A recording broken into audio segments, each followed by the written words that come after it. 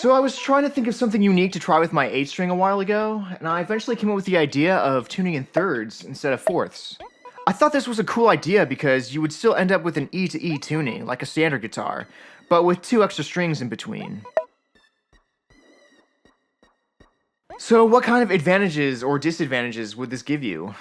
For something I thought would be a quick restringing project, I ended up learning a lot more than I thought I would.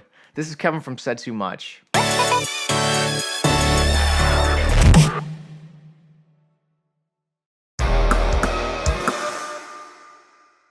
Of course, with thirds you can either have major or minor, so my first thought was to split them up so that each 3 consecutive series of strings would make up a chord in a particular key.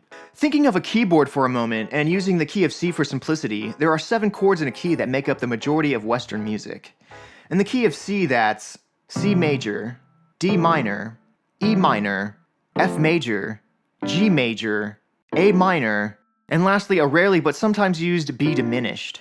In each chord you have 3 notes separated a third, be it major or minor, and we can see that continually adding these thirds that fall into the key, we obtain those 7 chords again, but spread over more octaves.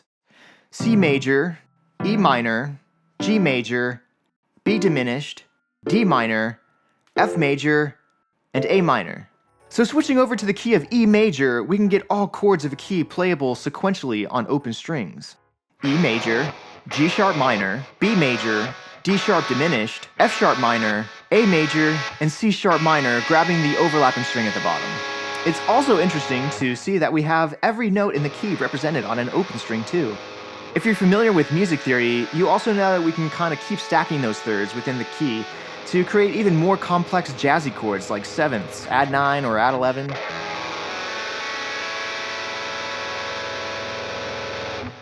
You can easily change the key in this kind of arrangement too, say to E minor or any other key for that matter, limited to only how far you could reasonably tune each gauge of string. You would just sort of end up in a different mode mindset. Like here would be the C major scale, but the bottom chord is an E minor, serving as a sort of Phrygian mode with the C major in the middle.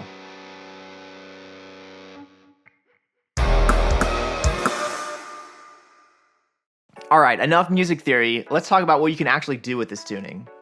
Well, first of all, having this sort of open tuning is very useful because you technically have access to any note in the scale, give or take an octave, from any position on the fretboard. It almost is like a harp. This open tuning means you can also fret full chords using one finger. And since the strings are closer together, I learned that I can reach most notes on top of that initial chord, ascending a full scale, while still fretting the initial chord.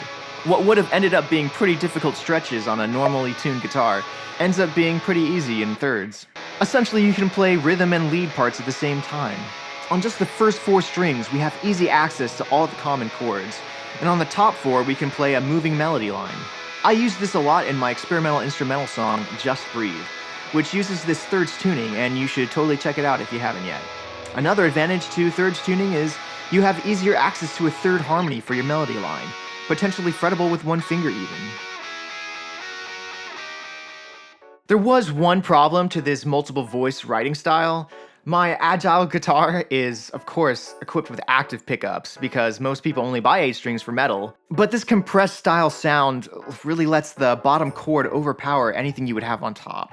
I ended up recording multiple doubles just to get some clarity between the 2 parts. Passive pickups would have definitely worked a lot better.